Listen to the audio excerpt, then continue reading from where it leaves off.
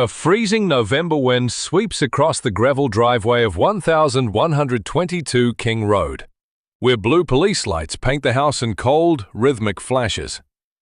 Inside, two dazed college students are shivering, wrapped in heavy utility blankets, unaware that their lives have just split into a permanent before and after. You are about to hear the exact words spoken in the dark during one of America's most terrifying crimes, including a chilling phrase from the killer that the initial public reports completely missed. The truth hides in the unedited audio. If you woke up to a strange noise at 4 a.m., would you lock your bedroom door or open it to investigate? The cruisers idle outside the off-campus house as a lone Moscow police officer steps onto the property. He expects a routine medical call about a passed-out student, but instead, he walks straight into a chaotic, unfolding nightmare. 4 victims are upstairs, while terrified friends gather near a dumpster in the freezing morning air. The officer immediately realizes this is no ordinary weekend emergency. The house is entirely quiet from the outside. He instructs the trembling bystanders to stay put while backup units race toward the scene. By tracking the physical layout, investigators immediately realize the killer utilized a specific point of entry. Scan the layout of an unfamiliar house before you ever decide to sleep there. A surviving roommate stands barefoot on the pavement, her voice cracking as she attempts to recount the midnight hours. She explains to the officer that she was huddled in her second-floor bedroom trying to sleep when the terrifying sequence began. Her raw, immediate interview shatters the clean, sanitized timeline later presented in formal court documents. Her memory was vivid right after waking up. She insists she heard her roommates laughing and dancing on the upper floors, just moments before a sudden shift in the house's energy occurred. This immediate statement proves that the victims were completely alert before the ambush. Did the victims have any warning before the shadow entered their rooms? The raw body cam audio reveals a crucial piece of the puzzle that challenges the official narrative. The surviving roommate explicitly states she heard Kaylee Gonsalves walk upstairs toward the top floor with her dog, Murphy. Seconds later, a sharp scream pierced the quiet structure as Kaylee ran back down the steps, shouting that someone was inside the house. A single scream changed everything that night. The sound was loud enough to echo through the thin walls of the wooden building. This specific detail proves the killer was already lying in wait before the clock struck 4 a.m. Instead of immediate silence, a deeply unsettling interaction occurred right outside the bedroom door. The roommate describes hearing muffled crying coming from the direction of the second-floor bathroom.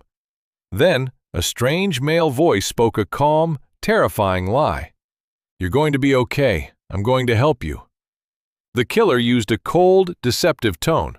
This verbal interaction was completely omitted from early media reports, but stands captured forever on the police tape. The predatory reassurance was designed to paralyze the victim and prevent further screaming. The intruder did not disguise his presence once the house fell quiet. Frozen in terror, the surviving roommate cracked her bedroom door open just an inch and stared directly into the dimly lit hallway. Standing right outside her frame was a male figure clad entirely in black, his face obscured by a dark mask covering his forehead and mouth. A masked stranger walked directly past her door. She describes him as an athletic, basketball player build, standing approximately 6 feet tall. This exact physical description would later become the anchor point for the regional manhunt. If this timeline is shedding new light on the case for you, hit the subscribe button to follow our systematic breakdowns of primary source evidence, because the most shocking details are buried in the phone logs we are about to reveal. A frantic flurry of outgoing communication began the moment the shadow exited through the sliding glass door. The second, lower-level roommate tells the officer a strange story about a blinding flash of light that woke her up. Consumed by a sudden, creeping dread, she picked up her phone and began dialing her roommates in a desperate loop. Outgoing calls flooded the network that morning. Her phone records show she dialed Madison Mogan at 4:21 a.m., followed by a call to Ethan Chapin at 4:22 a.m., and a final attempt to reach Kaylee at 4:31 a.m. The cold reality of isolation sets in as the unanswered phone rings echo into the dark rooms above. Desperate for safety, the witness flees her second-floor room and runs down the stairs to the lowest level of the house. She enters a room marked by bright white blinds, locking the door behind her as her mind struggles to process the chaos. Fear forced them into a protective lockdown. They remained behind that locked door for hours, entirely unaware that a quadruple homicide had occurred right above their heads. They assumed the house was simply sleeping off a late weekend night. The lower-level roommate confirms a crucial detail regarding the strange audio profile of the attack. When questioned by the uniformed officer, she describes being jolted awake by a sudden metallic thud that sounded like a heavy firecracker exploding inside the house. This flash of sound matches the precise window when the vehicle left the scene. A single loud pop shattered the silence.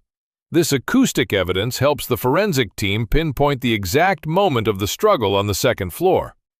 Her description contradicts the common theory that the entire crime occurred in total, uninterrupted silence. The early confusion dissolves the moment the responding officer crosses the threshold into the kitchen. He expects a routine medical follow-up, but the discovery of xanokernodal changes the entire trajectory of the morning. The officer quickly radios dispatch to request the on-call prosecutor and a specialized forensic team. The residence became an active crime scene. Police logs show the official declaration of a quadruple homicide occurred within minutes of entry. The presence of multiple victims across different floors forces an immediate shift toward a high-priority regional lockdown. Vacate a suspected crime scene immediately to preserve pristine physical evidence. The raw bodycam audio establishes a definitive timeline that cannot be altered by changing courtroom strategies.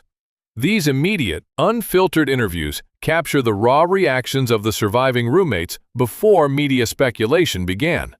The recorded details provide the foundational evidence required to map the killer's exact movements through the house. The audio remains the most accurate record. By pairing the 4 a.m. visual descriptions with later forensic tracking, investigators successfully constructed their entire case framework. This tape serves as a permanent reminder of how early statements dictate the path of justice. The unedited bodycam audio from King Road exposes a terrifying sequence of events that completely transforms our understanding of the timeline. The chilling words spoken by the intruder, paired with the immediate, unanswered phone calls, paint a precise picture of the absolute panic that filled the house. In our next video, we will analyze the precise digital footprint left behind on the neighborhood security cameras that captured the suspect's vehicle fleeing into the night.